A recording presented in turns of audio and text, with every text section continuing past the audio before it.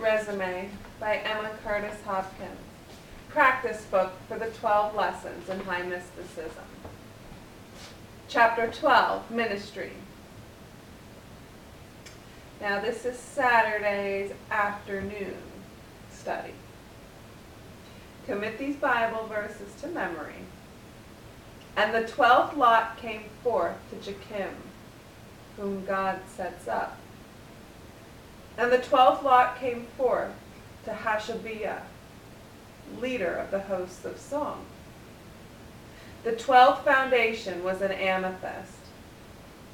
Canst thou bring forth the 12 signs? Then 2 shall be in the field. Then 1 shall be taken, the other left. To the angel of the church in Pergamos, write. To your angel, greeting. You are spirit of life, making hardy the flesh and inspiring the perceptions. You quicken the whole being with genius. You fix the heart with divine purpose. You write your name with the saints of light. Your new powers are today manifest. Chapter 12, Ministry. The 12th lot came forth to Jakim, whom God sets up. He is set on high because he hath known my name. Jakim is head of the 12th course of priests. Jakim, the true high priest, is not man-taught. He is taught from above. Elisha was such a priest, and this put him at the head of the schools of the prophets at Jericho and Gilgal. He had poured water on the hands of Elijah, and otherwise waited upon him like a menial, because he had seen that Elijah communed face to face with Jehovah. This gave a quality to the association. Where is the God of Elijah? Was his cry when Elijah flew upward. He did not mourn Elijah's departure. His secret quest was God. Tesla's secret vigils with electricity have set him in the forefront of electricians. Napoleon's secret watch toward high seats gave him the crown. And the 12th lot came forth to Hashabiah, head of the 12th course of Levitical singers. The Levitical singers caused men to forget trouble and anger, as Elisha forgot his animosity toward King Jehoram, when he heard the musical instruments playing dulcet melodies, as Paul and Silas forgot they were in prison while singing of the free spirit. When curses can be turned into blessings, we have touched the divine alchemy. The oyster that turns the anguish-giving sand grain into a pearl with the luster of the skies in its whiteness is emblem of man glorying in the midst of affliction. We glory in tribulation, said Paul. Paul was the collect of all the apostolic virtues in the earth. It took all the 12 apostles to strike his curses into blessings. He was the convert from animosity to identification. Canst thou bring forth the 12 signs? Asks God of Job. Any moment our obedient watch may turn Saul into a Paul among those unto whom we are ministering. The practice of looking toward the judge of all earth who doeth right causes us to recognize the right judgment native to every man, woman, and child on earth. As what we recognize comes to the surface in its own good time, our neighbor's outward actions and speech must soon be according to our recognition. Men catch our prejudices as they catch our measles. They catch our right judgment as they catch our smallpox. Notice how soon our family stops drinking tea if we have a prejudice against tea. Notice how soon they look up if we look up. By me kings reign, saith the Lord of hosts. This means that we have kingship by associating with the king. We have wisdom by associating with the author of wisdom. I will instruct thee and teach thee, he saith.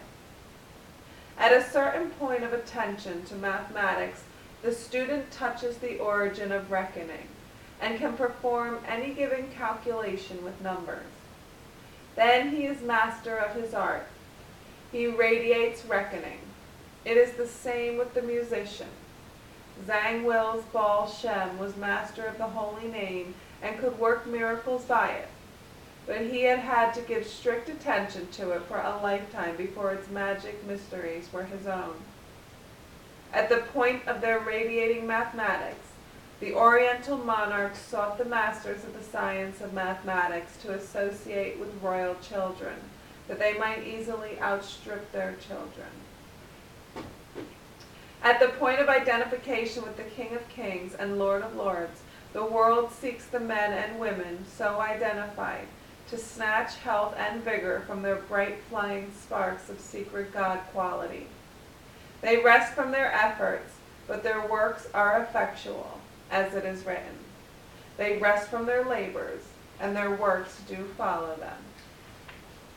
God gives us this rest, and our works go forth. I will give you rest, he saith. Did not Paul's clothing radiate his secret relationship with him, who healeth all our diseases? It is the highest state of ministry possible, when without thinking anything or trying in any way to help our neighbors, we are yet their health and their joy. Let us labor therefore to enter into that rest, said Paul. The 12th symbolic stone of character is the amethyst. It is the emblem of rest, of arrival. The harness is put off. We, passing through the valley of Baca, weeping, make it a well of refreshment. As the ruby is most precious of all the precious stones, so the amethyst is least precious in the estimation of man. It is the emblem of taking the weak things of this world to confound the mighty and the prudent. He who touches the 12th characteristic has no hope. What shall one hope for who hath attained all? Does the bridegroom hope for his bride when she is already the mother of his children? The amethyst symbolizes one without expectation. This is a state held in low esteem on earth, but in heaven it is the state of the angels.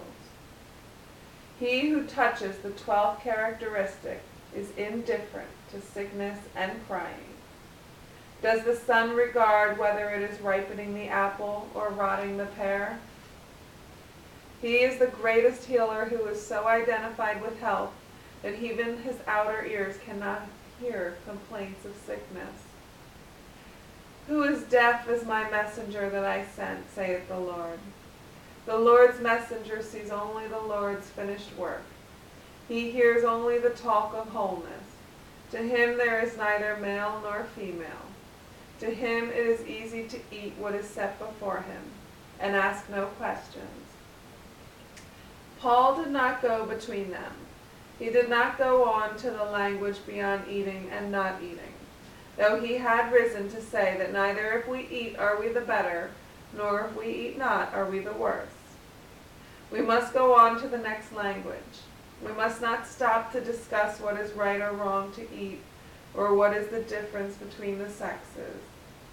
The two that are in the field are soul unmolested and flesh in mental turmoil.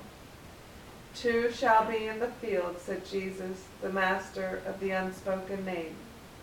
The one shall be taken, the other left. John the Revelator told us to write to the soul whenever the mind and body present intellect, vanity, or emotion, like a church wall of hiding to our doctrine. There are 7 types to whose angel we must write. First, there is the Ephesus type. They are the emotional, the excitement lovers. Then the Smyrnans. They are the lovers of adornment. Then there are the Pergamites. These are the lovers of art, literature, science, and statecraft. Pergamos had temples dedicated to the gods of science, art, and government of life. The one to science, whose keynote is healing, was called Aesculapius. Out of the Pergamos type is to come the writer of the little book which is to alter the life of the world and usher in a new dispensation. Then there is the Sardis type. These are body devotees. They are afraid of droughts. They are afraid of what they eat. They are always seeking the comfortable, the soft, the pleasant things of bodily life. Then there are the Thyatireans. These are the easily offended. And the Philadelphians, who are the philanthropists of human existence, who seem so worthwhile, yet whose vision is glued to human woe. We must write to their angel, otherwise their mind will never agree with the doctrine of unmolested sonship to Jehovah. We must write to the angel of the Laodiceans also. These are the people who are always changing their religion. We need not show these people the letters we have written to them. We can burn the letters. All addresses to the angel have subtle flavors that can penetrate through the strong walls of unlikeness to the meanings, without the necessity for acknowledged communion. Kings shall know that which they have not been taught, said Isaiah in his 52nd chapter. Now ye are come to an innumerable company of angels, written in heaven, said Paul to the Hebrews. We must take Saturday and Sunday of each week to write to the angel of some otherwise unreachable neighbor. We must keep high company. We are on a great ministry. It is no less than showing men their sonship to God and their inheritance of the Jesus Christ character, free from the law of matter. End of chapter 12. This is the final chapter, and this is all about mastery of the first 11 lessons, and it brings us to a place of divine neutrality, spiritual neutrality. We don't hope for anything because we already have everything.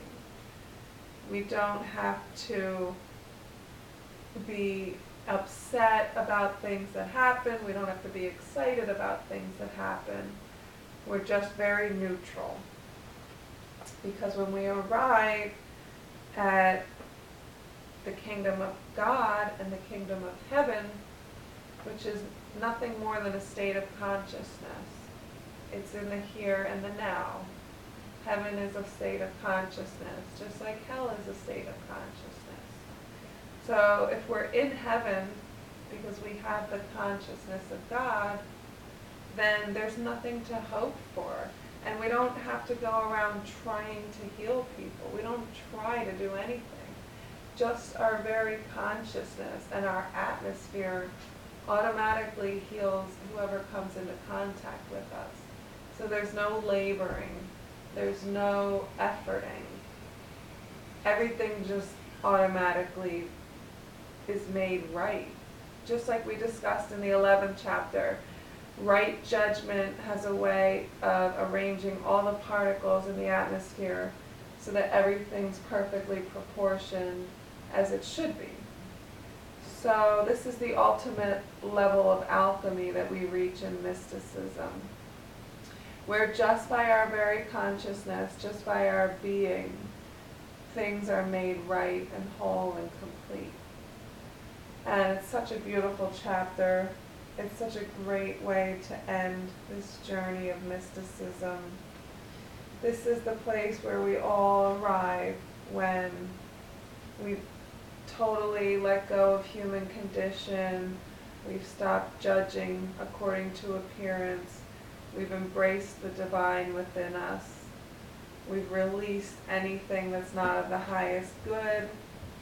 And our life just keeps getting lifted to a higher and higher level until finally we just arrive at this place of this consciousness of heaven. And we just live in this divine state, and we contagion other people with it. Just like Emma was saying, you know, if you think there's something wrong with tea, then the other people in your family are going to stop drinking tea. In the same way, you can spook other people and contagion them to believe bad things. You can contagion them to believe truth and wisdom, and you can bring out their inner God just by them coming into contact with you. It's called the divine contagion. It's very exciting. And this has been a wonderful journey through High Mysticism and Resume, the companion book that goes with this. And I look forward to reading other books by Emma Curtis Hopkins. And I hope that you've enjoyed listening. I hope you'll listen to this over and over again. Thank you.